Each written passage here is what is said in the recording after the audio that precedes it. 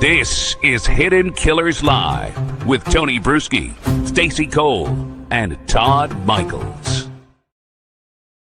All right, another week. I think we're all ready for a weekend, maybe. A little deep breath, a little let's do some mental cleansing of things other than what we've been consuming. I think that's on tap for many of us. But this morning, today, wherever you're watching us, Robin Dreeke, retired FBI special agent and former chief of the counterintelligence behavioral analysis program, joining us. We're going to go over the latest of what we know in the Charlie Kirk assassination as we try and examine this and get to the root of what happened here. How did this man, this young boy, if you will, 22 years old, decide in the course of a week to take the action that he did and have crazy ripple effects around our planet with that one horrible decision? Robin, you spent obviously years inside the Bureau studying how people think, act, and radicalize. And today we're talking about not necessarily an international terrorist, but somebody's kid right here in the United States that went off and did something absolutely horrible. I'm just going to start here because you've been all over the place on this week, talking about every different angle. As we wrap up the week, what's the biggest thing that stood out to you that you've learned that you're trying to wrap your mind around? Boy, and you really hit it right at the beginning, Tony. This was a shot that was heard around the world, wasn't it? Yeah. I mean, just think about it. One shot, and it's been really impacting so many of us. And a good mental cleansing is definitely needed for us all to get some healthy thoughts going again. I'll tell you, the thing I've been working on throughout the week mostly, I guess, I think we all are, and I think it's one of the reasons why it was so impactful for so many. It was, the violence of it, the victim, as well as, what made an otherwise healthy looking 22-year-old do something so heinous? What was the path down this dark triad to oblivion, really, that sparked all this? And so it was really taking a deeper dive on. I don't like chasing things as much because I've worked in the world of counterintelligence. And if you're chasing things after they happen, you'll never catch up. These people have long legs and sprinters legs, and they always keep in front of you. And so I'm always kind of, like you said, reversing it as a behaviorist to see what was the cause of this and where did it start and what can we do at the starting point so we can do what I call a pincer attack. We can deal with the law enforcement angle and things we can do online to protect ourselves, protect our children, work with algorithms and companies and all those things. And some of what I'm going to suggest here will fall into that. But also, where is the root cause and what can we do at the beginning of this to, again, here's someone before the prefrontal lobes even fully formed at the age of 22 years old, has let his emotions and his groupthink, his self-centered actions. And I want to be very clear on this. This is not the action of a social justice warrior, just like Luigi Mangione isn't. And I don't care who you are and what camp you're in on this. All we need to do is look at history of successful social justice warriors, as I mentioned earlier in the week, whether it's Desmond Tutu, Martin Luther King, Gandhi, Nelson Mandela. All these individuals were social justice warriors, clear messaging, and they had civil discourse. So I looked at this whole thing. Where did civil discourse fall? Where's it fallen out of our system? The Socratic method was introduced by Socrates back in 5 BC. Mm-hmm. And it was a method for engage. I actually looked up all the research on this as well. It's what law enforcement uses when interviewing someone. It's what interviewers like yourself use on radio shows and podcasts. It's what a lot of people use, but for some reason, it falls by the wayside in a lot of places in our society. And that's what, kind of to my point earlier this week, was curiosity died. And the Socratic method of really interrogating and asking what questions and asking, not just dictating our thoughts onto others, but we actually ask them what they think about what we think. Again, it's being questioning, it's being interrogating our thoughts and thoughts of others, and it's what has died. And part of that is that curiosity. And so at some point along the way, he being the shooter, lost the need or want to inquire about his own thoughts about why he believes something. So that's what I've been really wrestling with, is like, what do we do as a society now? Again, I'm not a psychologist or a fixer. I'm the law enforcement guy, behaviorist that says, all right, what's the root cause and what are we going to do about it? And so from what I've seen, because this is different than a Koberger. This is a person that, in my estimation, again, not a psychologist, not born with a broken brain. He was born pretty normal in a pretty healthy family. Again, healthy, falling within the parameters of normal behavior, as much as we all do. But somewhere along the way, that brain got twisted, the curiosity died, and then it was not substantially invigorated by the online community. I did research on how many online forums and how many social networking places and how many video games actually utilize the Socratic method of questioning, or are they just promulgating what's right and what's wrong according to their dogma. So it was a really deep dive on all that. So that's what I've been doing. Well, I mean, and when we jump into all of that, I mean, I wouldn't necessarily expect video games to be, teaching morals or it's not about morals either. Yeah, or bounds. But obviously something went horribly wrong here. When we talk about conversation and having discourse with each other and learning and hearing each other, I think it feels like the definition of conversation is not the same for all of us. And I do wonder if that there is a generational change in what that means based on how people have been raised. And I'm not saying just within their families, I'm saying more so within the social structure of our society, of our social media, of everything everybody consumes from birth, basically. I mean, this is a kid, he's 22. I have no idea when he got his first phone, but he's very easily one of those kids who could have had an iPhone in his hand at a very, very, very young age, or a device. And this is, and completely brought up in a world where this is how he consumes information. And an iPhone on its face is not an evil thing. It's the way we consume it and the way that we understand how to do it. But I feel like we've gone into that world with no playbook and our brains aren't equipped to do it. But back to my point about the conversation. Conversation does not mean dictating your thoughts to others and walking away. that feels like how a lot of people view conversation today. It's like, I'm just going to spew my thoughts, and then you're going to spew your thoughts, and we're not going to necessarily go back and forth all that much. We're just going to keep spewing why we're right to each other, and never taking the moment to sit down and say, let's hear you. Let's hear you. Let's think about it. And that seems to be a big missing piece with a lot of folks today. And Tony, think about it too, that a lot of times the younger people, I'm going to sound really old and I'm going to scream at you to get off my damn lawn in just a minute here, but we don't talk anymore. And we don't sit down at the table and talk. We don't talk on the phone. We use Messenger. We use texting. We don't have this back and forth where I'm seeing the reaction on your face. I'm just taking whatever is printed to me, like in typeface, as your feelings. And a lot of times people don't convey their feelings properly through that medium. So we're missing out on the nuance of actual face-to-face conversation. And I think we're losing that emotional tie to people. We don't see that, wow, my words just hurt you, and feel that empathy. We don't feel that. We just throw something out there and damn it, I'm right, and walk away. And I want to add this to that too, because I agree. Is this something that's different too, that has been an effect of social media and the way people communicate?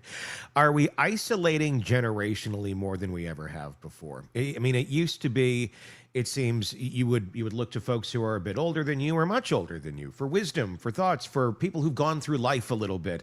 When you're young, you're not going to make good decisions. You're going to make rash choices. You're going to make decisions that you'll end up looking back and going, that was horrible. And normally it doesn't end with executing someone. It's usually much tamer than that. But I feel like there is this isolation with a younger generation that seems to be missing that seems to be missing.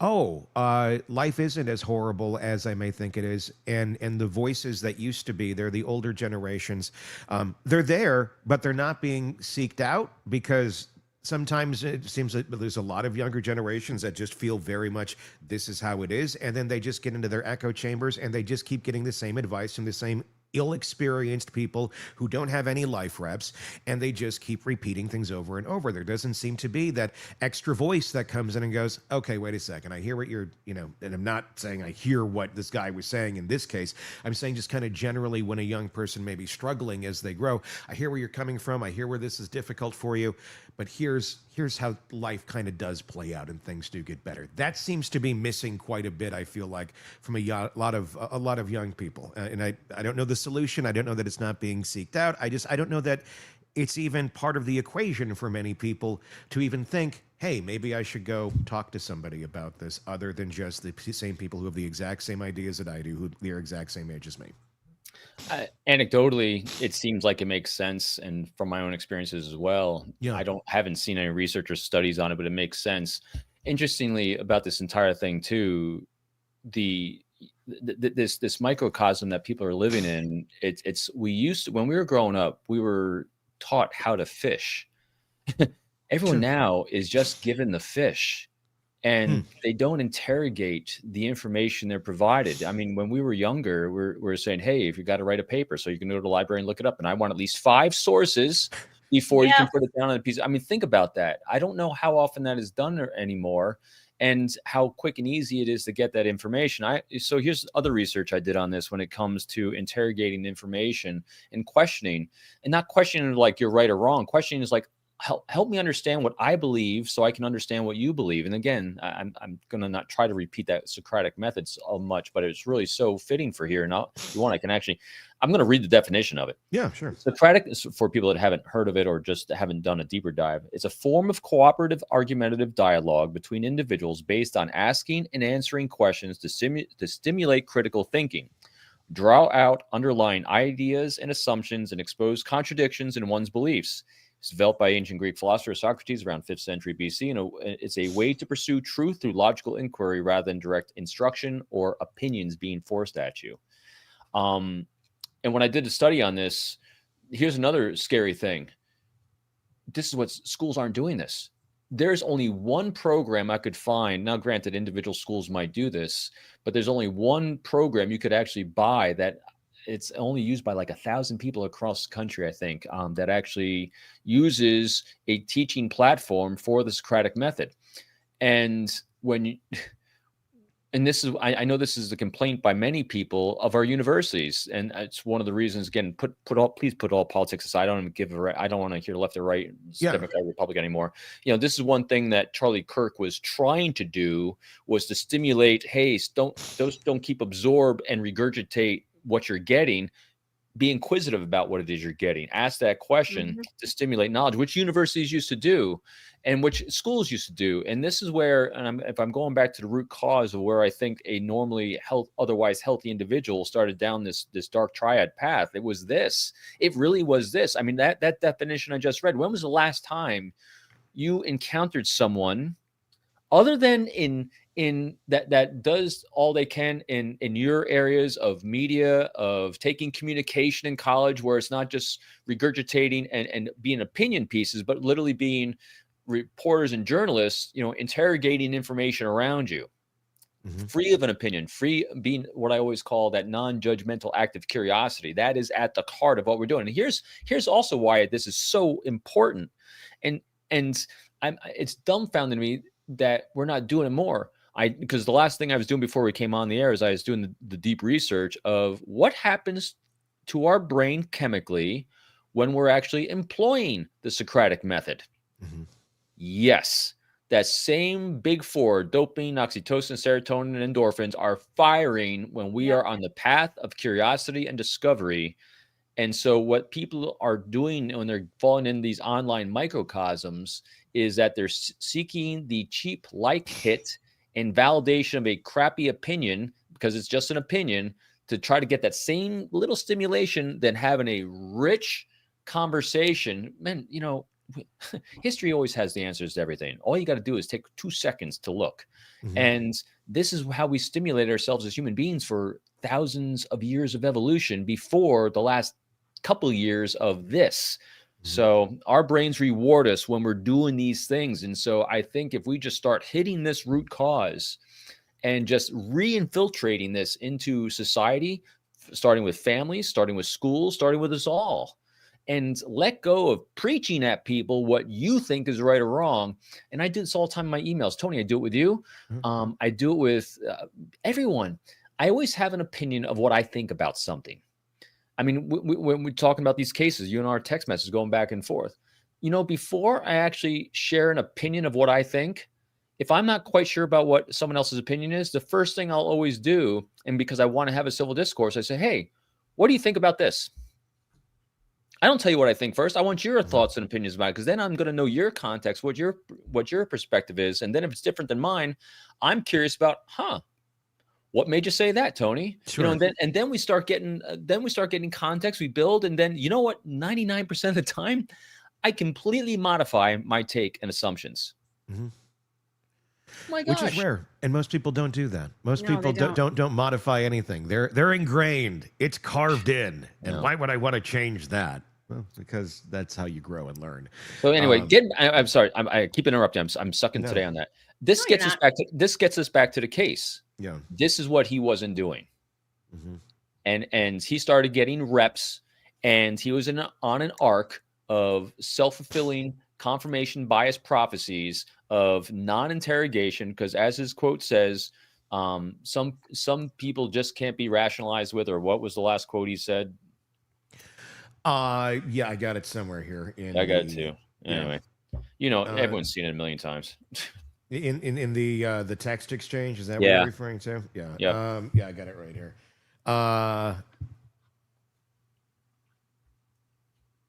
Why did I do it? What am I looking for specifically? The reason why he did it was some people just can't be reasoned with or rationalized or something like that. Yeah, it's something. It's in here somewhere. That's where curiosity was shown to die.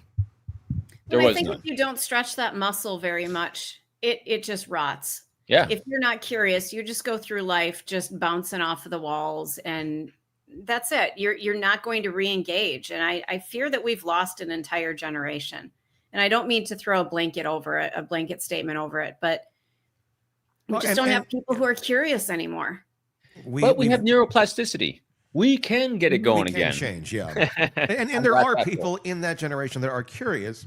It feels that it's very off balance than it has been in the past, and then we lead to this. I mean, one of the biggest things that everybody's just trying to wrap their mind around on this is this kid. He looked like pretty much any other normal kid. And I'm not just talking physically. I'm just talking, you know, if you met him and you saw any sort of interaction of him, I don't think a lot of people would think that this is a guy who's going to go do this. There's plenty of people who disliked Charlie Kirk. We know that. Yep. There's plenty of people who disagreed with him, and plenty of people who I'm sure saw him coming to the campus as a negative thing, just as there were plenty that saw it as a positive thing. But the difference in this is just this is simplicity at which this guy went and said, okay, he's coming here. I don't like him.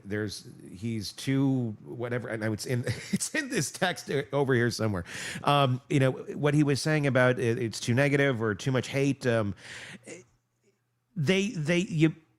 It usually stays within those bounds. It stays within the bounds of conversation, of expressing it on social media or to your friend or whatever. It doesn't typically end with, I'm going to go get Grandpa's rifle and then go take him out. I mean, what is the what happened here? I mean, and if you do see that, it is typically a more radicalized, a more extreme individual that has a hell of a lot more signs about them than this guy. Well, and think about, he said, I had enough of this hatred. Some hate can't be negotiated out. Yeah, that's the line. Yep. At this point, he should have gone to this actual speech that he was giving and taken him on in a conversation, put the gun down and have a conversation. If you think that Charlie Kirk is full of hate, then go take him on and beat him down with an argument. You don't have to shoot him and kill him. Go have a verbal confrontation with him and try to bring him to your side. And I don't mean confrontation because that sounds argumentative, but have a discussion with the man and try to get him to come to your side. You don't have to kill him. He didn't have, I mean, he was, I mean, he could have gone to the microphone. He didn't have to go to the roof. Right. Exactly. That's the thing. I'm sorry, go ahead. No, go ahead, Robin, because I want to get your response to that. And so getting to your point, Tony, and then getting to him and what caused this, not doing that and going to the mic. So here's where we have the parallels with ISIS, Al Qaeda recruiting these sleeper cells, because we're calling this online radicalization, which we called those things before. This is just this is a new morphing of it. The way that typically terrorist groups that we've seen before have recruited, what made them effective at recruiting is who do they actively recruit? They took people that had nothing else to lose, predominantly, that felt they had no purpose, they had no future, they had no economic well-being, and they were able to suck them in and recruit them and indoctrinate them into a way of thinking that gave them a purpose, that gave them something to do. And so here's some of those, I've researched this, some of the parallels between what we're seeing through these self-radicalized assassin culture that's come about, as the study from Rutgers coined it very effectively, and those other groups that we've seen from the past. And that's very, very similar. And one of the reasons why he acted like this and said these things, and when we saw his initial appearance, and when he all of a sudden seemed to have given up, he didn't just give up after he shot Charlie Kirk. He had given up before then. It's the reason why he did it, because he felt his life had no purpose. Matter of fact, so here's the other parallel with typical lone shooters, is that lack, and it's why this typically in this age group as well, mid 20s, early 30s, is because it's that lack of purpose, or looking for something to give their life meaning. And so they latch on to something, as unhealthy as it is, definitely in this case, and it becomes their meaning until the entire world comes crashing down. Because his grasp on reality, in my estimation, again, conjecture, he spent so many hours in unreal world that he didn't really grasp. I mean, just listen, the text exchange was it was so flippant about what he just did. Oh, it's no big deal to let it go. And this has been going on for a while, Tony and Stacey.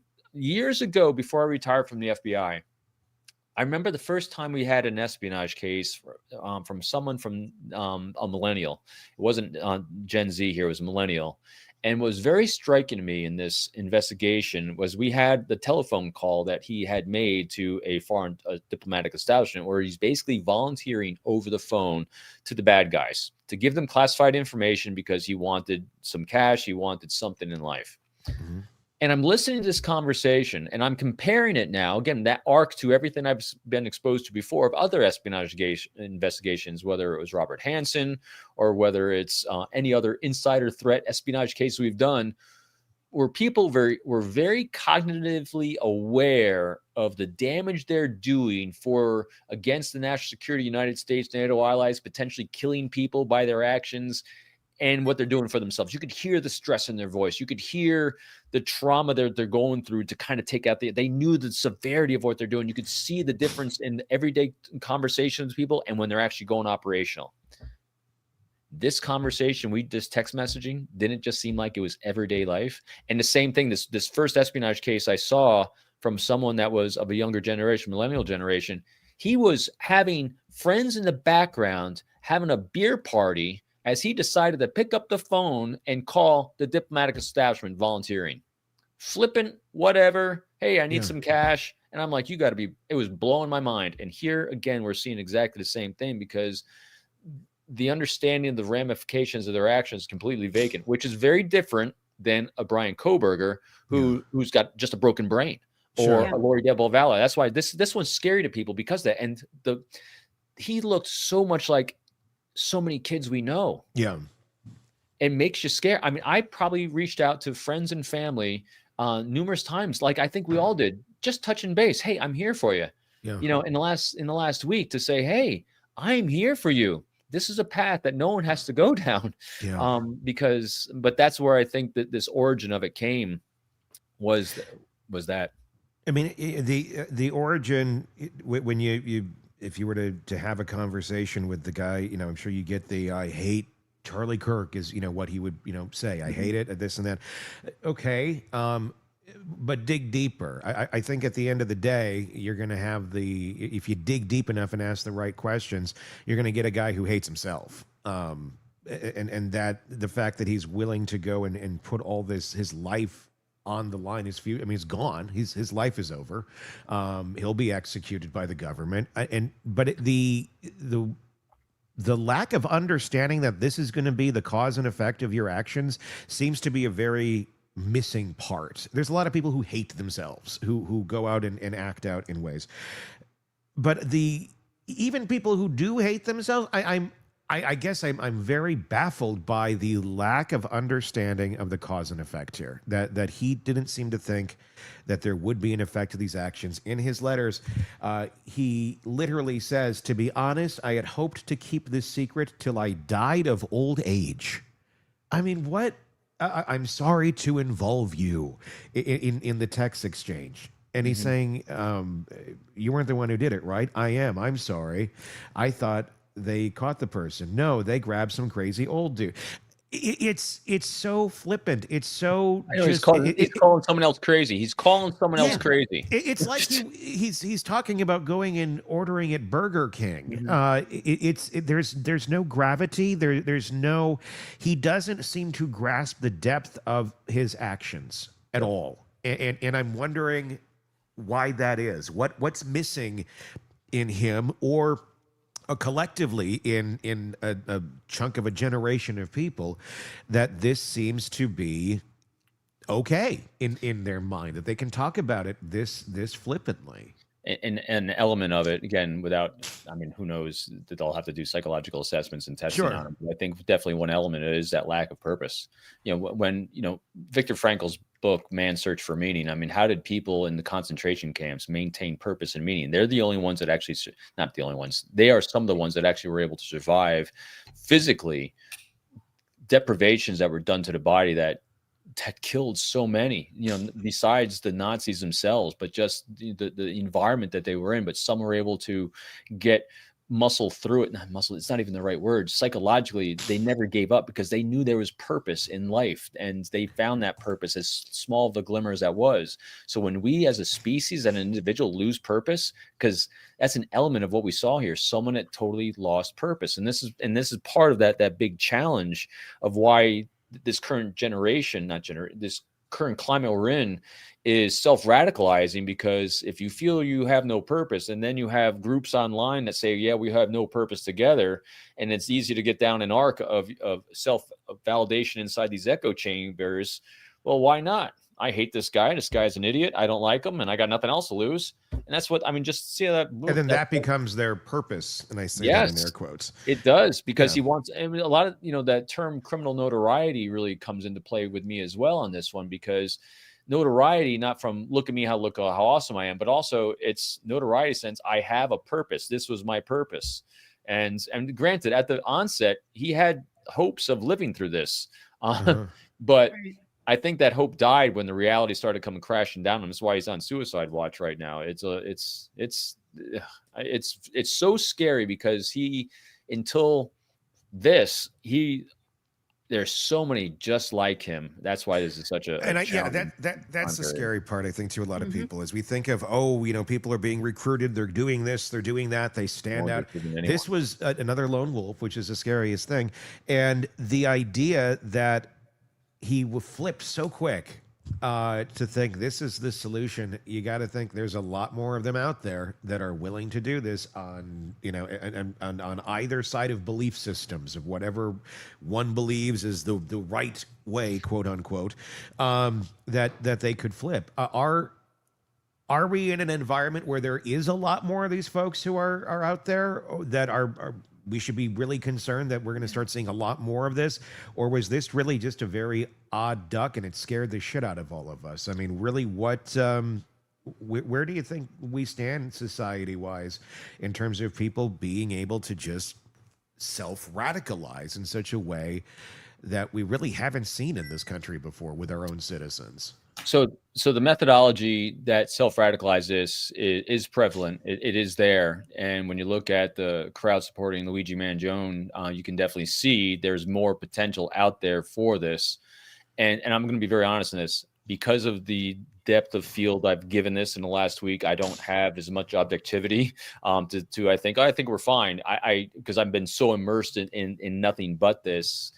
It makes it look scary because I'm surrounded in a bubble of this right now. So I don't know how far out that bubble goes. Sure. But so I'll go back because as you all know, I am definitely glass half full guy.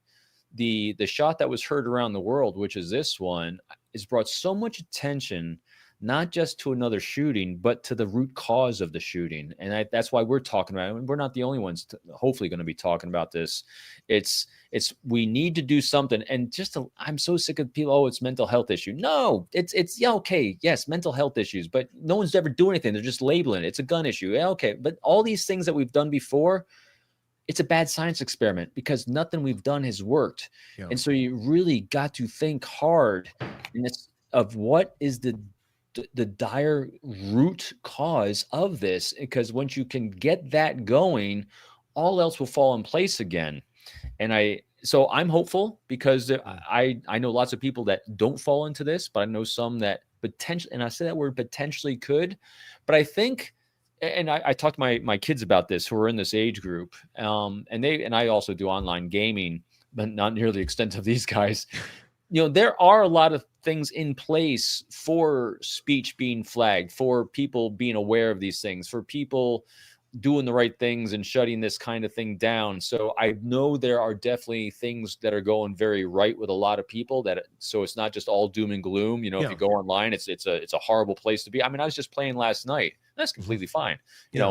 All age levels. We're talking, my age, lower, higher, all over the place. Yeah. And I was really curious what you're going to expect. And actually the kindness and generosity towards others is very prevalent. So I'm hoping that it is a problem. It is a challenge. It's scary because it's not in a sleeper cell.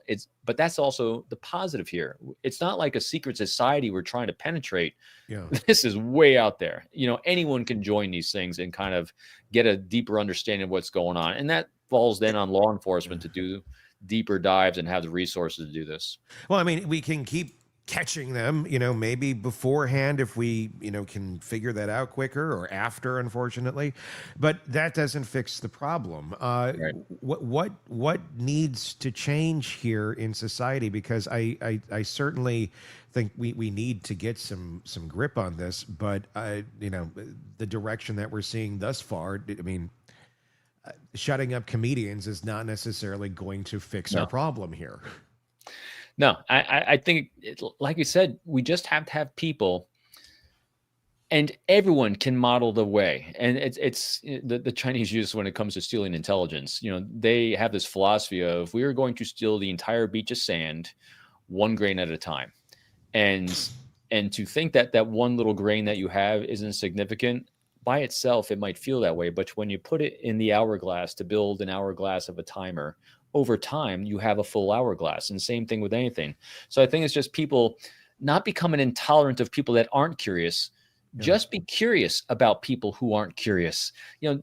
I think we model the way, and people like us model the way of how we are. I mean, look what we're doing here. We're constantly questioning this. What's this? What's this? Why does this happen? Every time something happens in life, ask yourself, what can we do to understand this deeper from that context? Every time I hear anything, I become so curious about what causes this, and challenge yourself to do that. Challenge people around you to do that. So, because the overarching anchors of what we can do as a society, I think Congress could actually come together and put incentives in place for companies to actually have communication people in place that actually are skilled in the art of the Socratic method, or skilled in the art of recognizing how to have civil discourse and recognizing when it starts going down the path of the dark triad. Mandating these, I don't like mandate. I like incentivize. When you incentivize people with tax breaks, when you incentivize schools with more resources, when you incentivize people to take actions that are not only in their best interest, but the best interest of the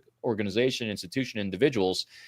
And that best action is not just going to reward you monetarily and fiscally for your establishment, but all the people mentally in their brain. I mean, we will create such a mental health paradise, because now we're going to have all the brains around us being rewarded because they're on this path of discovery. And all it takes is people from those two sides I don't even like mentioning coming together and say, all we have to do is incentivize people to be curious everywhere. Mm-hmm. How do you get them to do that? How do you get them to take that step that it's not just me versus you?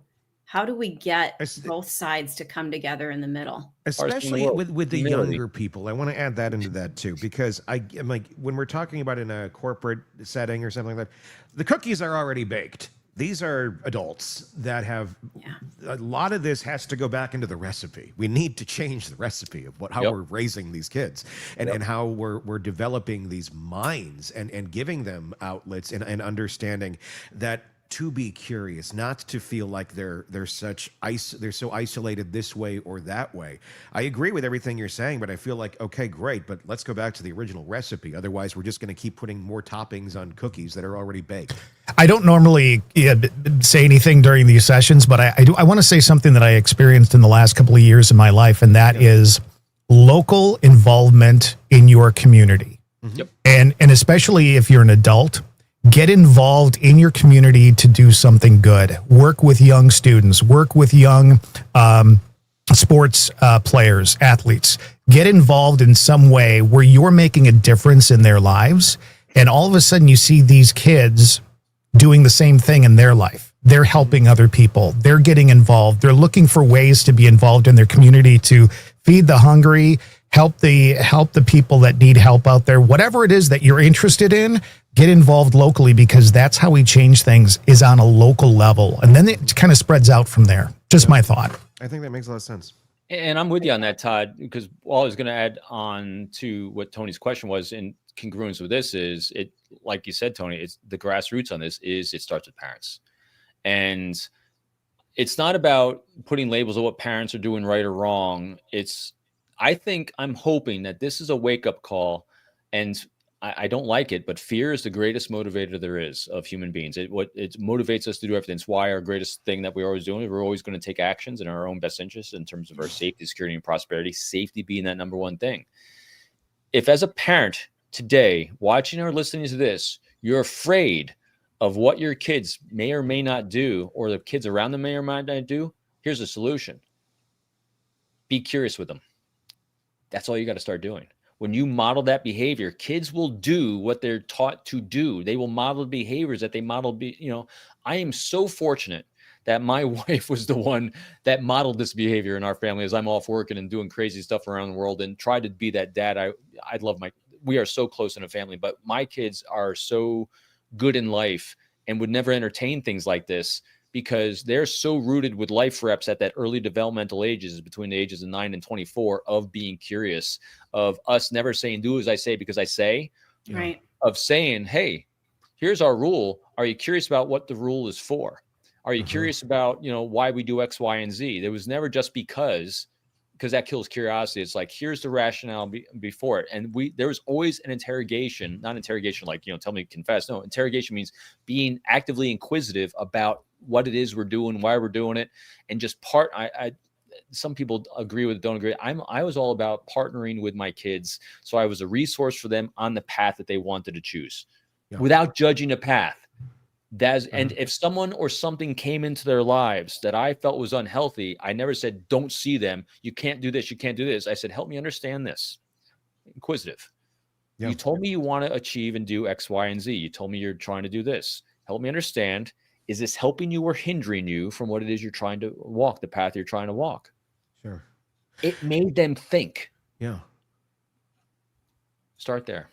And it's something that, it's easy to lump it going, well, kids are thinking this way, get off my lawn. But at the same point, it has to, exactly what Todd was saying, it has to be modeled by the older generations as well. And we can be just as caught up in this shit as they are too. Of I'm isolated. Oh, you're good over there? You're occupied with your device, so I don't have to spend my time worrying about you because you're over here. Okay, great. And at a restaurant or something, sometimes it's nice. There are places where it's like, okay, they're good for a few moments, I can do it. But unfortunately, that convenience, I think, for a lot of adults and a lot of parents, and I'm guilty of it too. I think every parent is, to a certain extent, of relying on this a bit too much and relaxing what we may have to do as our responsibility as parents and as adults to the next generation to help them, because while they're good over there, I'm good over here. Eventually, we all just go back to what is hitting our own dopamine levels, no matter what age you are or generation you're talking about. It is very much about coming out and being present and being there for that younger generation and demonstrating healthy behavior. I don't think we're doing a lot of that. No. Need more, much more. The acceptance of a lot of things. I mean, it turns into kind of an erasure of boundaries sometimes. How does that create chaos and make space for violence, like something like this? What do you mean by that, Tony? It sounds like something I said. It is. I mean, you had mentioned about that there seems to be an erasure of boundaries in our society right now, or there has been for quite some time. And then when it goes too far, things there is no cause and effect, or people don't even see effect sometimes. It's just cause. It's just the moment. Expand on that a little bit. So one thing I remember, I have a couple more good friends of mine. One, his name is Joe Navarro, world renowned nonverbal expert. And one of his other friends that I'm friends with also is Dr. Abby Morano. And I remember we were talking one time on one of the podcasts I was hosting. We were talking about it gets to this point about the emotion of shame. And shame, I have another good friend of mine who's an amazing interviewer and interrogator and communicator. And one of the things that you always avoid if you're trying to inspire someone to confess information, or you're trying to inspire someone to take action, whether it's influence, persuade, or any of those hooky spooky spy things you want to do, is one thing you never want to do is show someone their shame, things they're ashamed of doing, because shame is a powerful motivator, because shame says we're being judged and judged in a negative way. And so it's something you don't want to do if you're trying to make a connection. But I remember Dr. Abby had said this on the show. She had said, but shame is an important thing we have as a species, because without shame means we have no boundaries either. Mm-hmm. And so I was relating the two when I'm relating to this kind of situation where it's like accepted by this group of people that are in this assassination culture that it's okay to kill someone if you don't agree with them.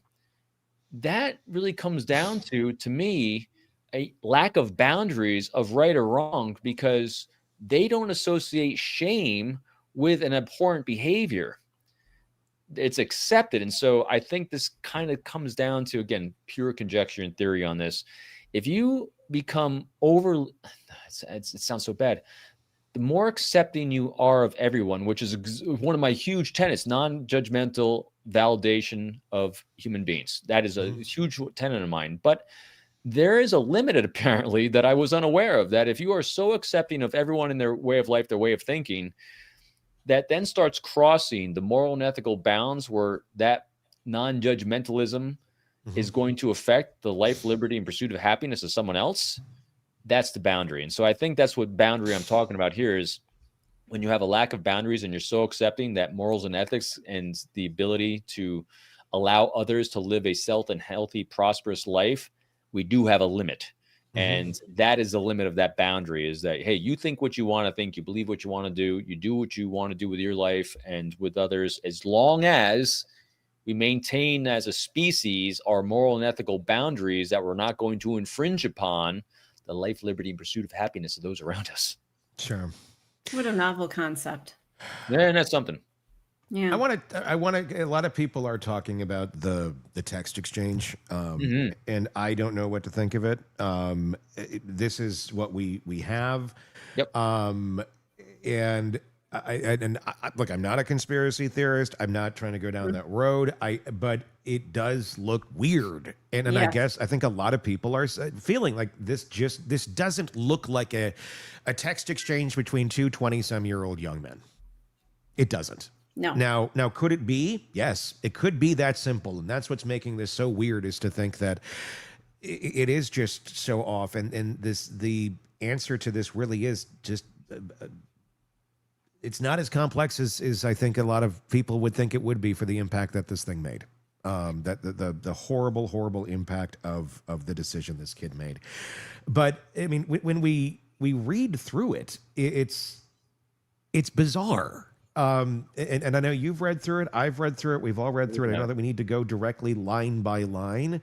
Anyone can go read it. But what was your first impression when you first saw this text exchange between these two people? What did you think? And I see your comment, rock and rolla, and I know other people have said on the conspiracy side of this. So my first impression is it's true, it's accurate. Okay. And again, I always gotta, so why? So what's my rationale? Again, the what question, what's my rationale? Believe in that, because to me, his arc of what we saw through his behavior from the 1 week planning of this to the execution of this to thinking that, the cops have moved on and won't find the rifle with a towel around it in the woods, to thinking that he left no evidence as he's climbing off the side of a building. And so there's a lot of data points that said he might have been book smart, intelligent, according to some, but his awareness and life reps were very, very low. I don't think he was a great strategist, because he didn't display great strategy in this. Mm-hmm. And so taking that to the next level of, do I think he's capable and would have pre-thought out a scripted thing to save his partner, who then gave him up like this? I don't think so. It just doesn't. Now, I always say the word maybe, because I am always open to, again, because of the Socratic method, I'm open to dialogue about other people's opinions of it. I'll never rule anything out unless we hear it from him that it wasn't. But it to him to kind of script out this well-crafted thing to try to save his roommate, when he thought he was going to get away with it himself. Remember, he actually says, I thought I would take this to my grave. I would die of old age. I'm sorry to involve you. You weren't the one who did it, right? I am sorry. I'm sorry. I thought they caught the person. No, they grabbed some crazy old dude. I mean, it like reads as the most clear-cut confession letter and explanation of this in history of any sort of horrible event, that just, okay, here's all your answers, everybody. He did it for this reason. He feels this way. He didn't think he was going to get caught. He left the weapon. I think I'm going to go back and get it. I mean, it's insanely stupid. I guess what, and again, stupidity, inept, incompetency oftentimes does masquerade as conspiracy. It can look very, very similar. Yeah, we did so much in our cases. And that's why I'm like, so this fits a pattern of stupid that we've seen so many times. That's why it's more likely. People love to because people were so affected by the assassination, and just that word assassination has a connotation of planning, thought, especially when you take out such a notable figure like a Charlie Kirk or President Trump or any high profile anything, that requires some sort of high level mastermind that you want it to be, that so it has some meaning, or that. No, this guy, I think it is he's as plain dumb as a 22-year-old as you're seeing right here. I really think it's that surface. I don't think there's a lot going on here. I said it from the very beginning too, that this, people are calling this a professional hit. No, it wasn't. So think about this. If this was so well planned out and he's trying to protect someone, he's trying to take out Charlie Kirk, why would he have done this with 3,000 people with cell phones looking? Why would he have done it on a school camp? I mean, it just makes no sense. He seemed to think ahead enough on certain aspects, but then like completely devoid of thought on others, I guess, is kind of what gets to me. Where it's, I'm going to change my clothes. Okay, well, it seems like you got some sort of planning going on here where you're thinking a bit ahead of trying not to get caught. But you're literally at a place with all these people with phones. There's cameras everywhere. Of course, something happens like this, it's going to get locked down like that, and people are going to start searching. You can't just necessarily wander out of there with a weapon. So he dumps the weapon and then thinks he's going to go back for. I mean, but again, I hear you completely. Where we feel like in a video game. It worked in a video game, and you would think our brains are searching for a bigger meaning behind this, or a bigger planning, or something.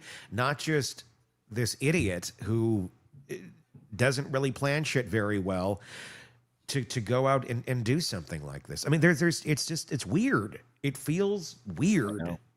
It feels unfulfilling. You know, yes, completely. But I think it really was. Most of these things are, you know, I mean, 37 hours, yeah, 37 hours. And it wasn't because you had geniuses all of a sudden started working this case. It's just pretty, I mean, people did what they regularly do when they worked this case. Granted, there's a lot of attention on it, and you had directors and assistant directors and all the world coming out to try to put on a good face for this and all those things. But it was really a pretty, from my optic, you know, you had 6 law enforcement officers that were university law enforcement that were there for protection. And you had a lot of cell phones. You had a lot of leads coming in, and you worked the case, and bam, this is what happens. You know, he starts seeing his face all over the place. He decides he doesn't want to die. And so he has his parents surrender him. That comes down to someone who's shocked he was caught. And so someone who's shocked he was caught, his pre-thought and plan to save his roommate, who apparently didn't necessarily, and again, I'm using conjecture here, I've never seen any live-in partner give up someone so fast. I mean, he seems genuinely shocked. Like, you did what? You know? Yeah, and then spills everything. You know, cooperating. Which is that's why I think it's part of this whole thing. He's surrounded by a lot of people with a lot of, in that healthy parameter board, you know, realm. That's why this to me, this text message, I mean, his partner seemed as shocked by this as everyone else. Yeah. Okay, you're left leaning. His parents say he's left leaning. Okay, that's a lot of people. Okay, a lot of people hate Charlie Kirk. Okay. Yeah. I wonder if he shocked himself by doing this.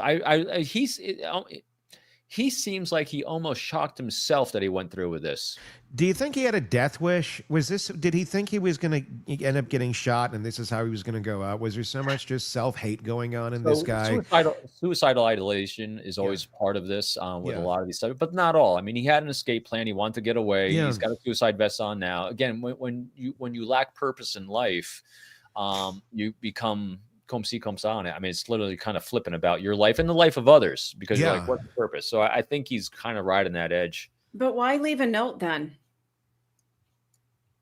Oh, yeah, fair point. Yeah, I mean, and look, this is not the first case we talked about where things just don't make a lot of sense. I mean, most cases, most times someone ends up dead. There's some sort of chaos involved and a broken brain and some way of thinking that doesn't add up to the rest of us, which is why someone ends up dead, because somebody was very, very off on their thinking, on their problem solving skills. What does this mean, for the future of events and things of that nature? I mean, obviously we've all lived through 9/11, every single one of us here in many different ways. You were right there. We were in a studio. And then in the years after, we saw security dramatically change in every aspect of our lives. And I got to say, almost 25 years later, it's pretty lax compared to what we used to be seeing, and in some ways it's like, oh, this feels kind of good. There's not metal detectors every time I walk into a park or something. I remember, there were all those things. I remember going to Sault Ste. Marie, Michigan, and wanting to look at the locks of the boats that were coming through between Canada and the U.S. And there was a park right there, and it's barbed wired, and it's like a fortress. And this used to be just this beautiful little park. And it was like, well, I guess this is kind of how we live today. That's all changed, because, well, time has made a lot of people forget, unfortunately, the lengths as to which we went. And then some could argue maybe we went too far. What does this event event mean for the future of security and hardening down really anything, from a Christmas parade to someone making a speech that may be politically charged? Yeah, I don't know. It's a real big question, isn't it? Yeah. I mean, there's the pragmatic side of it is anytime you do an event like this, you have to have an insurance company insure it. And so I don't know what that's going to do to it. That's going to up the cost, and it's going to up requirements for law enforcement presence, security presence, and the requirements for them, which is going to up the cost everywhere as everything in life. And so it's going to maybe exacerbate the problem of everyone's having economically, right? Yeah. Or it'll also scare people away from doing these things. And at the other time, though, too, kind of, Robin and us doing the glass half full on this, I'm hoping it's going to encourage people to be curious about how to actually have a civil discourse. So it's important to do these things. Our progress as a species comes about because we have people that are these, social justice warriors, like the ones I mentioned earlier on. But they had a methodology that was extremely effective. If people are looking for change, there's a way to do it that's really, really effective. And it isn't this. Not one time in the course of our species, did the research on this, has anyone been effective at successfully influencing social justice by assassination?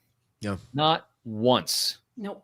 And so hopefully this gets people to really be curious about how to have a great conversation about them, not about yourself. So yeah, screaming at each other, shooting each other, that doesn't usually fix much of anything.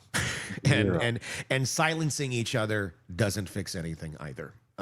That's I think very important too in this, because I think that's a scary road that we might be walking down right now. Yeah. It is. That and at the end of the day, doesn't seem like what Charlie Kirk was about. He was about conversation. He was about discourse. Agree with him, disagree with him, whatever it may be. It wasn't, you shut the fuck up and we're going to make sure you can't be heard. And unfortunately, it feels like that's what this is being used for. Just watch. I've watched, because I've seen so many clips of it now. Watch the great conversation between Charlie Kirk and Bill Maher. Yeah. I think I told you about that. Yeah. Yeah. Yeah. I've seen it so many times. And even between him and Gavin Newsom. I mean, it's really, really good chess. And granted, the Socratic method was not infused throughout it, but there's moments in there. Again, this isn't about going from 0 to 100 from, okay, I'm not questioning anything, to learning how to question and being curious. No, it was infused. There's a desire to want to. People aren't looking for you to be perfect. They're looking for you to make an effort. They're not looking for anything but effort and a willingness and desire to find out a little bit more about how you think about something. That's it. And so hopefully this starts it down a better path. And to some of these points here, but I'm on that text message, and Stacey, you brought up a great point. Who leaves that if they didn't expect to? I don't know. That was just my initial take on it. Again, just because of the arc I'm seeing from everything else from him and people like him in the past. I don't like giving killers any credit for being smart on anything. So I'm always going to have the negative confirmation bias that they're idiots. They didn't plan anything and they suck. Yeah. And I agree. I agree. Yeah. Great half full glass there, Robin. I like that one. Very official language. Yep, I know. My professional terminology is really off sometimes. Like I also they double down on stupid. Robin has another great one that I've always loved, and it's nutter. Nutter. It's another nutter for someone that's crazy. I like that one. Nutter. Love it. Robin, as always, thank you for coming on and talking about what you've witnessed this week and your thoughts. It's always very valuable, and our audience greatly appreciates it, as do us. So thank you so much. If you're looking for some books over the weekend to read, Robin has quite a few. This is his latest one, Unbreakable Alliances. Check it out wherever books are sold. Sizing People Up and The Code of Trust, all great. If you want to, if you're listening to him going, I'd love love to hear more. Check those out. They are all excellent reads. Have a great weekend, Robin. I'm sure we'll be texting and figuring out the problems of the world as we always do. As the four of us solve the problems of the world, at least be inspiring to hopefully people who want to. Exactly. Absolutely. Thank you so much, Robin. We're going to move on now. Recent court documents and online discussions have revealed more harrowing specifics about the case of Jordan and Harley Hoffmann from Lake City, Florida, which started as a seemingly ordinary couple, the 33-year-old firefighter, 27-year-old real estate agent. On the surface, looked at their Instagram pages and all that, and, nothing really stands out as really weird. It's exposed now, a hidden world of depravity. And I want to say this as we go into this story, you guys, and we'll do this one for about 25 minutes or so. Be careful on your language, on how we describe these things, Right. so we don't get flagged on YouTube. So we'll use terms like SA. We can't use the term that starts with a B that involves animals and people must-loving dogs way too much. So those sort of terms we have to kind of walk around because of the overlords at YouTube that don't like those words. And let me preface something too. Yeah. I make no secret that I am a licensed veterinary technician. The story absolutely destroys me. So I'm going to be very limited. I will give you some opinions, but people are like, what are we about to hear about? Because we haven't even gone into the story yet. Well, it's been exposed that a hidden world, allegedly, these people have been charged. They haven't been convicted as of yet, of a world of depravity involving child SA material and... I don't know. The only way I can say it is a very unhealthy must-love dogs. As of September 18th, 2025, no major court updates have emerged since early September, but the leaked arrest reports and affidavits paint a very vivid, disturbing picture about what is going on here. It adds a real layer to just how off this was.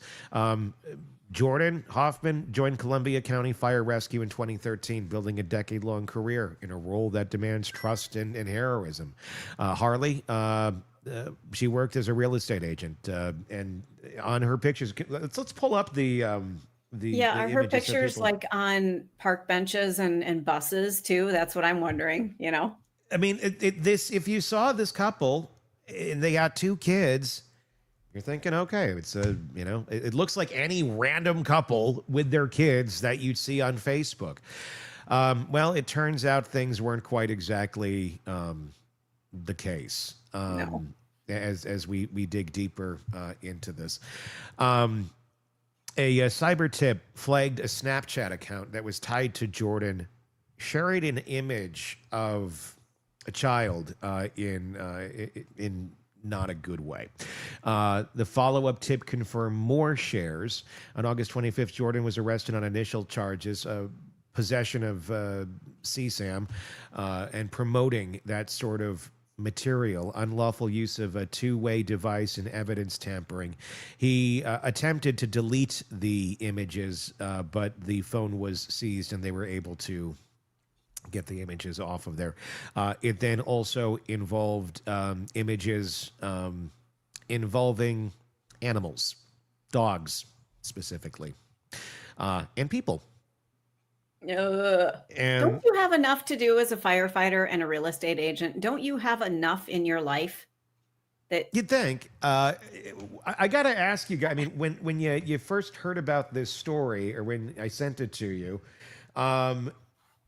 what the hell's going through your mind? I mean, I sent everybody their Instagram accounts to look at as well. To me, I'm just going to say my initial reaction on this was, there's got to be more to this. Like, this just seems so crazy and extreme, but maybe it's not. I mean, I don't know. Innocent till proven guilty, but I'd love to know more details of what the hell is going on here, that this seems to be the great idea in someone's life. Keep in mind, too, that Instagram especially, people craft a very careful image to put out there. So we are not seeing even a fraction of what this life is like. Who knows? I mean, everything just looks so perfect, picture perfect. Their little picture outside the house with, it looks like 95% of people's Instagrams. Exactly, it does. So who knows what's going on behind the curtain? And well, obviously we're finding out, and it's really disturbing. Yeah. I think I know people like this family, like everything is perfect. We have to have the perfect party where we're doing a baby reveal where, look, everybody, look what we've done. And I think when you take a peek behind that curtain, you go, ooh. But I don't think it goes this dark, does it? I mean, you worked as a vet tech for a long time. I mean, here's some of the details, and I'll say them as vanilla-y as I can, without getting flagged. These are the allegations, okay? Allegedly. And I'm saying that because I feel this is such a weird story. The allegations that are floating around out there, videos showing him holding and engaging dogs' parts. Also, I guess using one's mouth on the dog. Also, dog to human contact, not on the mouth. And forced acts with stuff. Oh my God! Seriously? Oh, you're really dancing today, Tony. I don't know how to do this, 'cause it's like with stuff, with a liquid that comes out of people's bodies. Being shown here, and the allegation is that there's also images of the dog licking parts, all shared via Snapchat. Allegedly. And here's where my brain goes. And there's children, and not yes, necessarily exactly. the animals. And I'm not trying to jump over that at all. Right. But there is images with the allegations are.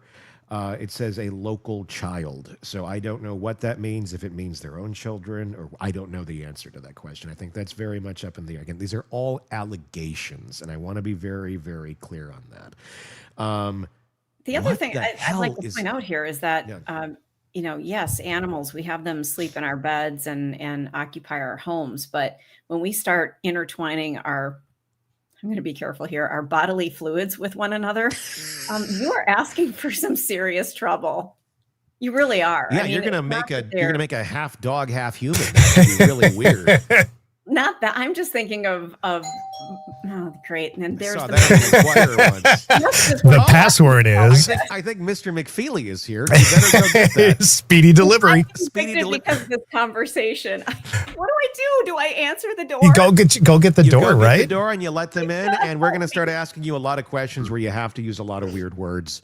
Oh my God! All right, I'm going to go get the door. I'm muting myself, but yeah, dogs have bacteria, so you want to be careful. Okay. You want to be careful, just in case you're thinking this weekend, maybe that might be the fun thing to do. When you sent this, Tony, I was like, how the hell do we even talk about this? Because like you said, it's really weird, but I will say this, and we kind of talked about it yesterday in some conversation about small towns and some of the stuff that goes on behind the scenes. I think we're always surprised that stuff like this happens. Yeah. But it's obviously out there. And again, it's all allegations. They've been charged and all that. But it sounds like on the forensic side, as far as having some actual evidence, it sounds like they've got it. It does. And that just makes me sad and sick to my stomach. That's how it makes me feel. Well, they can't deny this. By the way, I'm back. They're going to come back on Monday and install a new dishwasher. So Monday at 3:00. Because I told them we talk about some really raunchy stuff. Hey, Todd, I think we should record at 3:00 on Monday. We're going to change the recording time. Let's do a special episode at 3:00 on Monday. on a very special Hidden Killers Live. That's right. Bestiality edition. Terrific story we can find just for the embarrassment's sake.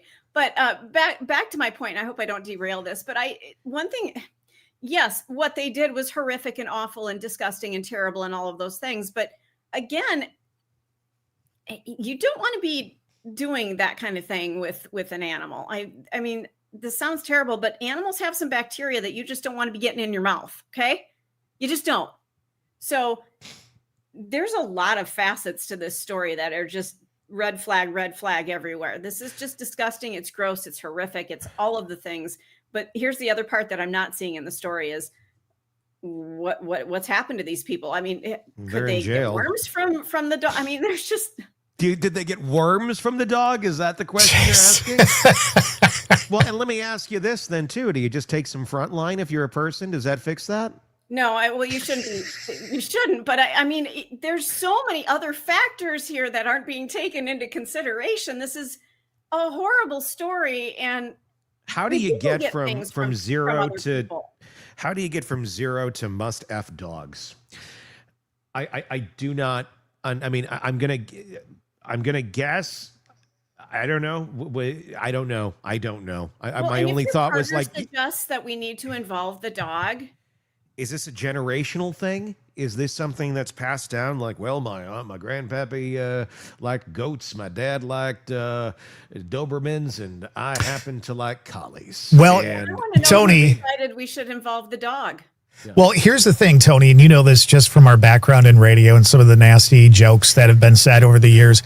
That I guess that picture in your mind of the farmer, of the goat. I mean, this has been going on. I hate to tell you guys this, probably for a long frickin' time. They used to talk about the shepherds out in the field with their sheeps and all. I mean, it's been the punchline for so many jokes for generations. It has. It comes from someplace. I've used it in jokes over the years. I've used it in prank phone calls over the years. Do you have one of those available to play today? I don't. Dang it. But my God, I mean, because when I was like 16, 17 doing rock radio, I would prank call people all the time. And it usually, I mean, I for whatever reason, the idea of this is so absurd. I find it humor, not abusing children or animals. Right. No. Humorous.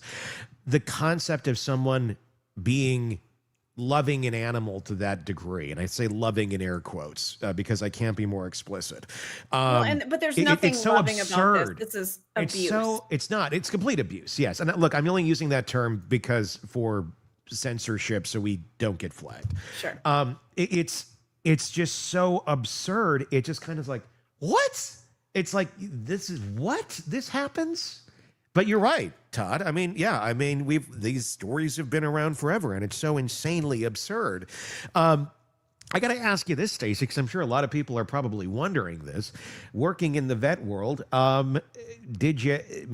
is this common where have you ever had a situation where you were concerned maybe somebody bringing their pet in might be doing something with the pets? I worked 8 years in a private clinic, corporate-owned clinic. I can tell you there was one case, and I didn't see it. I heard about it, where a wife was accusing the husband of...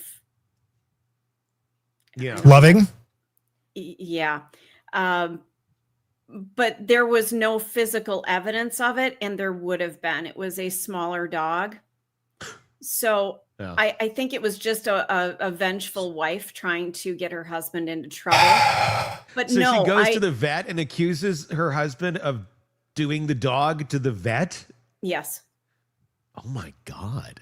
Yeah. So how is it handled? I mean, seriously, Stacey, in a situation where it's humans, there's some investigation that has to happen if there's allegations, right? Do they investigate this kind of thing too? They can, yeah. They can do cultures to see what's present. They can look for, I'm trying to choose my words carefully, stretching of certain areas, tears, that kind of thing. So it's basically an SA exam like you would do in an emergency room for a human. It's looking for signs that something has been, I guess, for lack of a better term, violated. So how do you address that with the woman at the front going, I think my husband's doing it? Well, how did your phone call go on that prank call, Tony? Is that what you did? He got fired, didn't he? Never done that one. No, I didn't get fired for that. No. Okay. But yeah, I saw some abuse, nothing like this. Yeah. And when I say abuse, I'm talking about somebody like striking an manhandling animal a dog. or like malnutrition and that sort of, yeah. Yeah, that kind of thing. But again, how was this handled with the lady? That's the question. How did that conversation go? Did you have the conversation? Did somebody else have the conversation? No, the medical director did, and I think they did involve the police at one point just to make sure that they were covering their bases. I was very hands off on that. Yeah. It was just such a yucky situation because every time they came in, they were screaming at each other. This was a couple that needed to be apart all the time. So would I assume that she was telling the truth? I don't know. I like to believe people, but I also think she was trying to get her husband into trouble because we just didn't see any signs. This was not a dog that was terrified of anybody. Didn't seem like there was any issues. Doesn't mean it didn't happen, but we just didn't see the signs of it. So I don't think it was ever pursued. It was a long time ago, but I've seen abuse, but nothing like this. Yeah. I again, this is just, like we were talking earlier in the other case. It's like, it's so extreme. It's so out there. And the profile that exists of these people in the ether shows nothing of this. So when you think of something like this happening, if you have to think of something like this happening, this is not the exact image that is conjured up in your minds. But I don't know what image would be conjured up in one's mind to fit a profile. Well, it's not this because this looks like your neighbor. This looks like, can you, Todd, put that picture up. To me, that second one where they're holding the picture of the ultrasound and it says it's a girl, that reminds me of people this time of year who put the sign out that says autumn or fall on their front doorstep, and they've got the pumpkins and they're standing in front of shiplap. Exactly. That's the problem right there. That's what you look, whenever there's a weird thing going on in life, if there's shiplap in that person's life, that's where the problem starts. That person watched way too much Joanna Gaines. Yes, correct. Yep. Here's the thing, though. We talked a little bit about social media with Charlie Kirk's assassin. Is that where this starts? I mean, it's got to start there, right? There's got to be some connection. We're talking about Snapchat here. Has social media allowed this to grow because the connection is available now? Where like before, great grandpa Jones, who was a shepherd, did some stuff, but he couldn't meet up with other shepherds who enjoyed the same thing. Cause how do you bring that up at the local shepherds? Right. Yeah. And you can't bring it up at the local tavern. So how do you say, hey, Jeb, how'd you like to, I got a new flock that just came in Exactly. Other day. And one of them's damn cute. Let me tell you. Her name is Lefty. She kind of limps on the left paw over there, her hoof, and you got to. She can't run too fast, so she, I don't know, like tree. I mean, yeah. Again, we're probably talking about a situation where social media has made something like this even easier to grow in our society. People can find community for anything. Apparently. And that's not necessarily a good thing. I mean, right. It's good in many ways, but it's not when it's something really depraved. Right. Something that's dangerous and harmful to other living creatures. But you get enough people in that echo chamber of like, this is what we like to do. No matter how insane it may be, if you have enough people normalizing it, I guess at some point in many people's minds, it becomes normalized. And whatever should be kicking in, saying this is messed up. This is nothing I'm going to be a part of. Doesn't seem to work. I'm fine with consenting adults doing whatever the hell they want to do. Leave kids and animals out of it. Sure. I don't understand why they had to pull in helpless creatures. We need to be the voice for children and for animals. We need to protect them. How does this even begin? Themselves. How does this even begin? Like that's my question. Like, does one partner in this relationship go, hey, maybe the dog can take part? The other person at this point should go, whoa, time out. I'm not into this. What are you talking about? And apparently I'm assuming, I'm making an assumption here, but they've got 70 felony charges combined. This is not a couple that one person's like, I'm not taking part in this. It's strange enough that one person would be into this. It's even weirder that you have two that seem to happen to align, unless this has always been a thing. And they've known this like from the get-go that, oh, you're into that too, and we'll raise our family. Again, the whole damn thing just feels so weird. And not just because of what it is, it just feels like, is this true? It's like, are these people being framed by something or somebody for some horrible reason with this ridiculous story? Or is it just true? But how do you fake the metadata? How do you fake that? Right. Our device. Exactly. Yeah. I mean, devices rat us out. And if there's images of it involving them, if there is, I mean, well, you can't really, I mean, the Stefan Stearns thing, the Maddie Soto case, that was humans. It was child abuse, but it was, I mean, it was there. There was no arguing, and it was on his phone, and it was him, and it was her. And when you have that sort of proof, I mean, I know you got AI and all that too, but I mean, I don't know. I mean, it's so bizarre. They're both in Columbia County Jail now. There's no bond arraignments are pending, no pleas as of yet. Chief Gerard Butler said, we'll follow every lead. Life sentences do loom. Is one more into it than the other? Is one going to flip on the other? I don't know. Firehouse colleagues blindsided by this. I mean, imagine that one. The firefighter turns out, guess who? And especially if you knew their pets, like if Sparky came by the fire station every now and then you're like, oh my God. I'm really. There was when I moved to Wichita years ago, when I was there, it was a really interesting first 24 hours of this news stories that were popping up and the stories that people wanted to tell me about the city. And one of the early stories that I saw on the TV station was about this, not this case, obviously, but it was about somebody and somebody's pet, like the neighbor's pet. And the testimonial that was aired, and I'm like, who did this story? How do you do this story? Was the neighbor going and saying, why did you let him do it to you, Snuggles?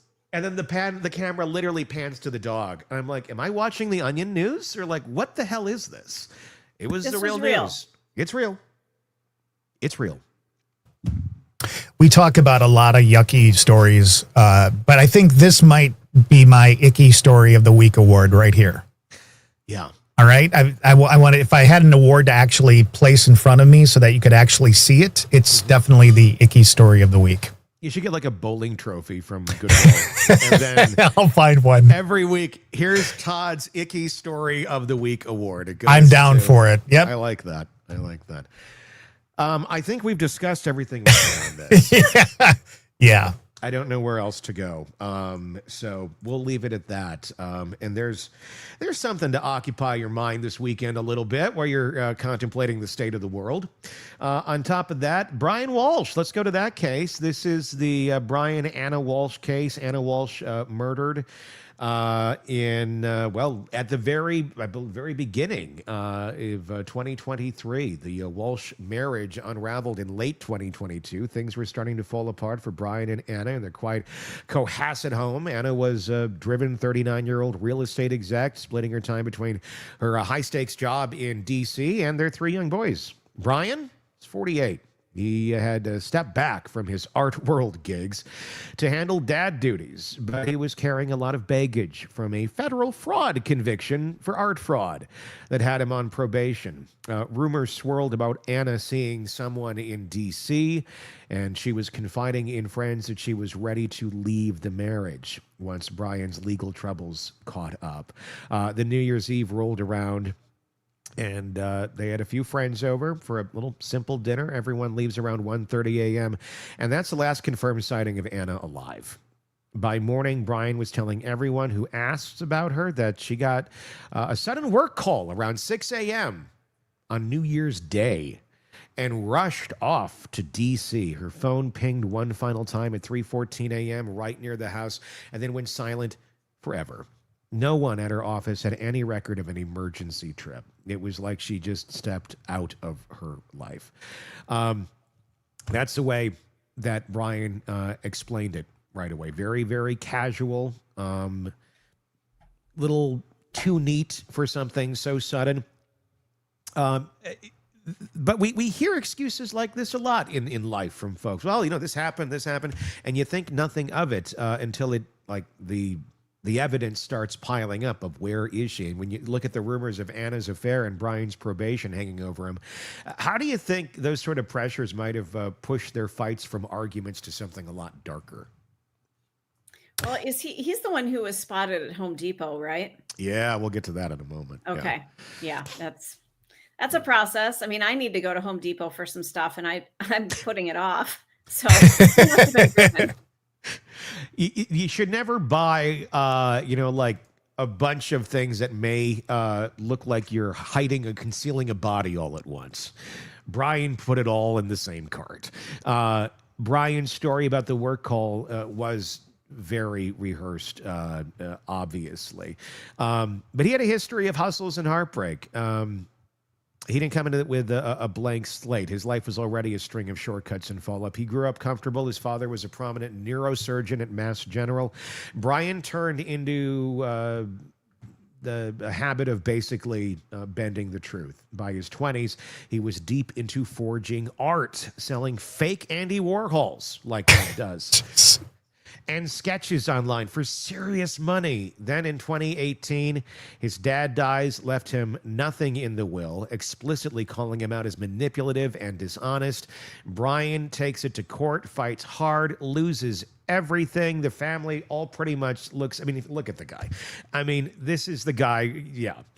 You fast forward to 2021, federal charges hit for wire fraud because he'd been running these art scams through Anna's eBay account without her knowledge. He pleads guilty, ends up on probation with the house arrest and an ankle monitor.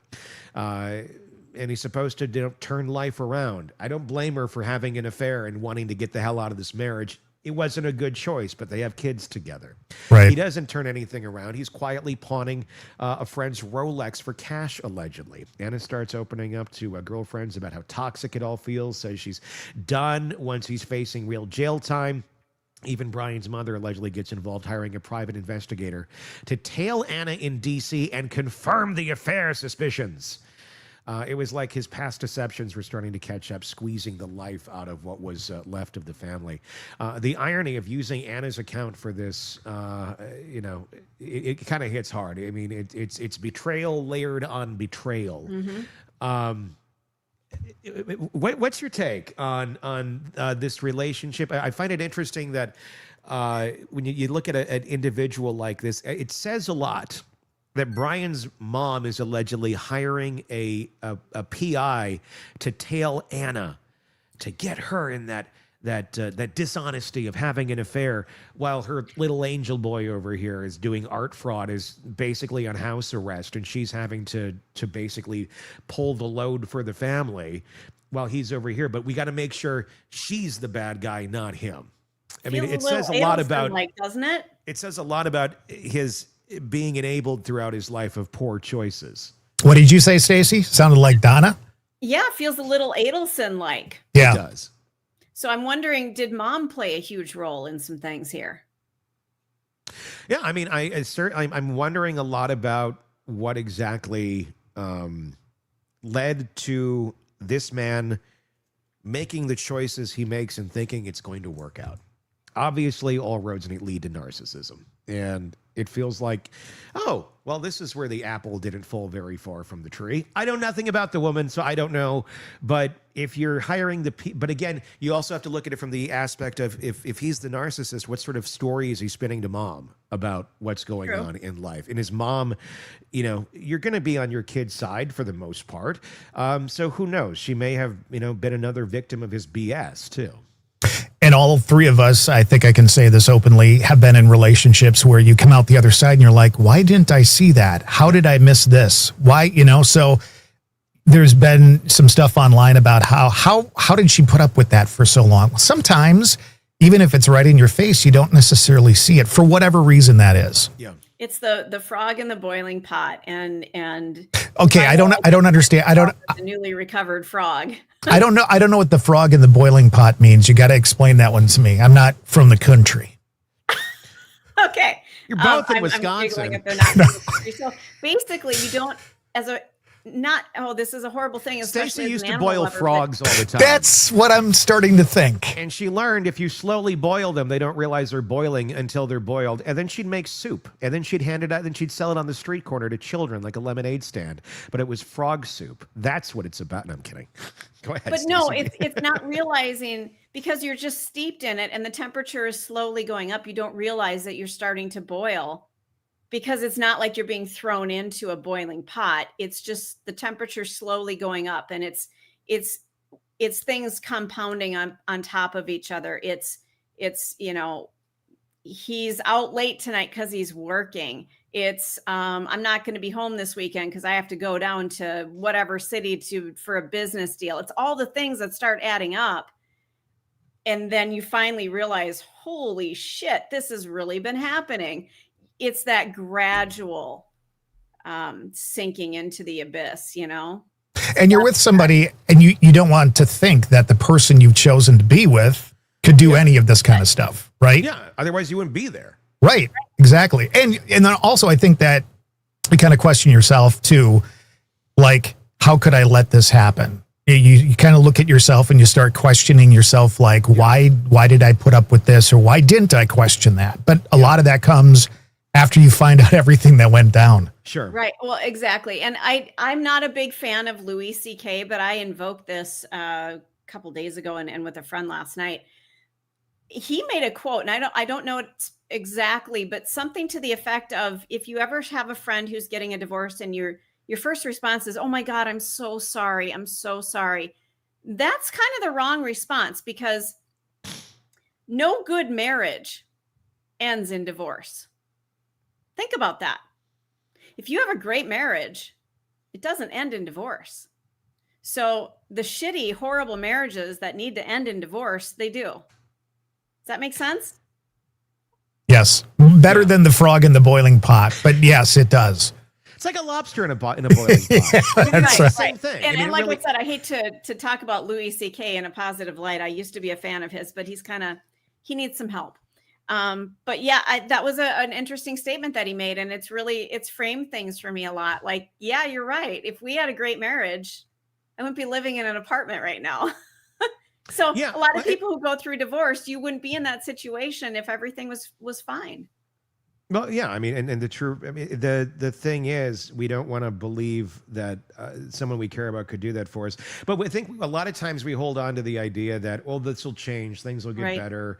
And I think it's a naivety that it's good that we have that faith in people, I think. And hopefully for some people, life works out and they can believe that, and they end up with folks where that ends up actually being the narrative. Unfortunately, the odds are not great for most where that's going to be the case through most of life. And it's a hard truth. It's a hard pill to swallow, that things can be a lot darker than they actually are, and that people are capable of doing the things they're capable of doing. And and that there are some people that are not capable of redemption. Correct. At the end of the day. And I think that's the biggest thing. And that's the thing we have this faith, they can be redeemed, or this can be fixed, or we can talk this through, or we can figure this out. No, in some cases you just can't. That person's always going to be there. It's part of their personality. It's part of who they are, how their brain functions. They're not capable of doing things a different way, and capable is the key word there. They cannot change, and they will not take the steps to change. They're not aware of what they need to do, and they won't do the work. So the best thing that you can do, the hardest thing you can do, is to get out of that situation and save yourself. Yeah. It's going to be hard. It's going to be horrible for a bit, but you know what? That's how you save yourself. And I just wonder if Anna wasn't leaning toward that. Like, I've got to get away from this man. And he cracked. And it sounds like she was. And you can't do it quick enough. in a lot of cases too, because especially if you have someone who's capable of committing crimes. I mean, obviously he was, but he always seemed to kind of have an excuse. Well, it was this. Well, it was that. He was one that was like, it's never my fault. It's always this or that. You're cheating on me. Well, yeah, you're in house arrest and she's trying to live life and take care of the kids and you over here. And yeah, surprise, surprise. You're not a very good prize of a man. Right. And she should have every right to get away from you. But unfortunately, he knew the prize that he had and he didn't want anyone else to have it because he's a fucking raging narcissist. So there's the Google searches. And this is what I'm always surprised by in terms of people's stupidity of not realizing, hey, this is going to do you in your digital footprint of what you put out there. The morning of, after she's murdered, what's the best date to divorce a man? Actually, he looks that up earlier. Then on January 1st, he picks up the kid's iPad while Anna was supposedly getting ready in the bathroom and starts looking up how long before a body starts to smell. 10 ways to dispose of a dead body if you really need to. Lime and caustic soda to dissolve a body. And the best one, and I say this not truly meaning best, it really sticks. Dismemberment and best ways to dispose of a body, followed by hacksaw, best tool to dismember. Then he went to Home Depot. So how many times have you guys searched for that? Today I searched for recipes to make with salmon and rice and curry. Crazy. I don't know. Like, here's what's funny. I've got a really good friend of mine, and she loves to investigate serial killers. So she does know some of this stuff. Mm-hmm. Yeah. Now I'm starting to wonder, maybe there's some things going on around the neighborhood here, people missing. Maybe it's her. Because I'm sure I'm careful with my searches, especially with the work that we do. We do look up some really scary stuff. I mean, look at Tony looking up that family this morning. I mean, that could come back to haunt you. I'm on a list. Now, the ads I'm going to start seeing, which you're going, somebody made this ad or AI made this ad. I didn't know Collies did that. Lowe's, he goes, he grabs 10 30-gallon trash bags, tarps, specialized saw with replacement blades. Then over to CVS for hydrogen peroxide, more heavy-duty bags, even red Solo cups that prosecutors later say were for soaking up blood. Wait. What were the cups for? Was he going to have a party? No, I guess it's like scooping up blood or something. The only thing I can think of is like that scene in Breaking Bad where the ceiling breaks through after they put the body in the bathtub, and Walter says it has to be in this plastic drum to do this, and Jesse goes, I'm going to use the bathtub, and you can't do that because the chemicals will eat through the bathtub, and it literally then collapses through the floor, but the tub, it wouldn't, because it wouldn't have that sort of chemical reaction. So they're sitting there scooping up the stuff, and it's pretty disgusting. I mean, that's the second time we've heard of red Solo cups being used in some weird ways. The other was the Reed hearing. Yeah. I would use a bucket personally, but that's just me. Police eventually did search. They found blood traces in the basement, a broken knife with Anna's DNA on it, and no sign she ever made it upstairs that morning. So, I mean, he's kind of dead to rights on this. These are the searches that he made. He's on camera in Home Depot getting this stuff right after. The stories don't add up.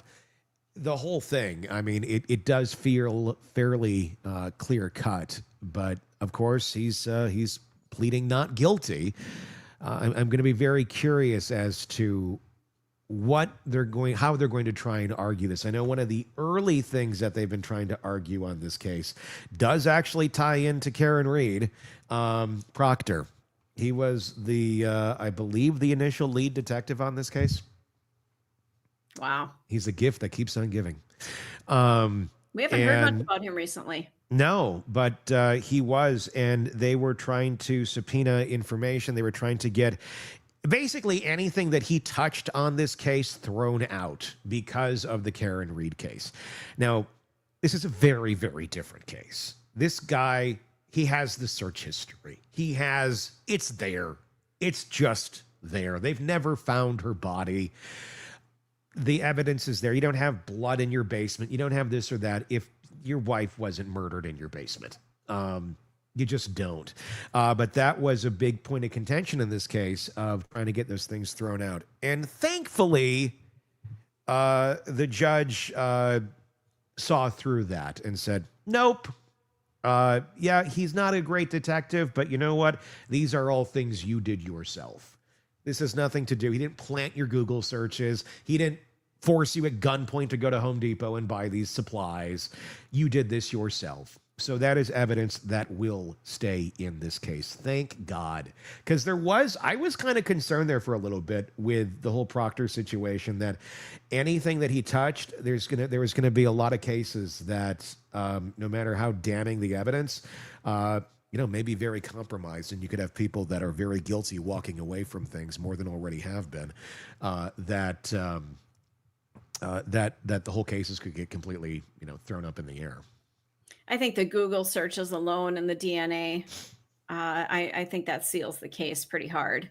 I mean, obviously innocent until proven guilty, but she's missing, and those are his searches. Yeah. And they're not a loving couple that wants to stay together. There's a lot going on here. So it's not adding up to, I didn't do it. Sorry. There were a ton of searches that guy made. I mean, and we just read a handful of them, and it goes on for days, literally. I mean, let me see if I can try and grab a few more of them. I mean, while I'm doing this, like, have you ever made a search where you later on you're like, I shouldn't have searched that, because you get the weird ads or the this or the that? Anybody got anything like that? Todd? Oh, sure. Throw me under the bus, Stacy. Yes. I can't think of anything off the top of my head, except when I was younger, okay? And the internet was just coming out, and I was a young man, right? Sure. And what were you looking for? Families, girls. Families shared computers. Maybe there was one in the house. Mm-hmm. So you have that fear because you're like, oh, I'm just going to look this up. And then you're like, hey, and it's early on, so you don't know how to clear search history, even just for family members. And you're like, God, I wish I wouldn't have done that. But I've never looked up how to dispose of a body or anything like that. No, I never have either. If anything, I'm looking up, how long can I keep a rotisserie chicken in the fridge, from Sam's Club? What's the secret meaning on that one? Yeah. And also, what's the answer? 4 days. Okay. Or you do the sniff test. If it starts to smell sour, get rid of it. It's kind of gross. Right. But here's the list with a timeline. Okay.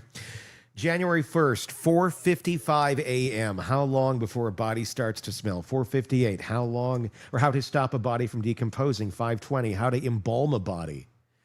5:47, 10 ways to dispose of a dead body if you really need to. 6:25, how long for someone to be missing to inherit? That's an interesting one because it shows there's a financial motive in this. How can you throw away body parts? 9:29, what does formaldehyde do? 9:34, how long does DNA last? 9:59, how can identification be made on partial remains? So it's like this is cycling through his mind, and like what he's going to do is changing as we're hearing it in real time. Dismemberment and best ways to dispose of a body. How to clean blood from a wooden floor. Luminol to detect blood. What happens when you put body parts in ammonia? Is it better to throw crime scene clothes away or wash them? Well, come on, Does Tide with bleach with a little extra Downy, does that really get rid of it? Or should I go with the Ajax? Is that going to be a better choice for you? On January 2nd at noon over lunch, hacksaw, best tool to dismember. 1:10, can you be charged with murder without a body? 1:14, can you identify body with broken teeth? How stupid is he? I mean, look, these are... You could say at least he's doing the research on it. I mean, I'm not saying this guy's a good guy, but yes, it's stupid. But we've been talking about somebody in the news recently that didn't think through some of these steps, right? I mean, at least he's researching it, but it certainly puts him at the quote unquote scene of the crime. Yeah. On the 3rd, what happens to hair on a dead body? 113, what is the rate of decomposition of a body found in plastic bag compared to on a surface in the woods? 120, can baking soda make a body smell good? Smell good. I'm wondering if that was an autofill. It had to be, because maybe smell less was where he was headed, but smell good? Wow. And then December 27th, before all of this, what's the best state to divorce a man? He asked that? Yeah. Yeah, because I think it goes back to financial concerns of what's the best state to get divorced and where he's going to have the most rights, if you will, or the most clout. Is there a good day? I missed the memo. What's the best state? The best state. Not the best day. Yeah. On Wednesdays, it's a 2-for-1. You get twice your wife's stuff if you get divorced on Wednesdays, but it's every 3rd Wednesday, only on leap years. I went for after the 4th of July, Independence Day. I wanted to be symbolic. Did you start singing Martina McBride right after that? Oh, very good. Very good. Sure did. So proud of you, Stacy. I know. I'm proud of me too.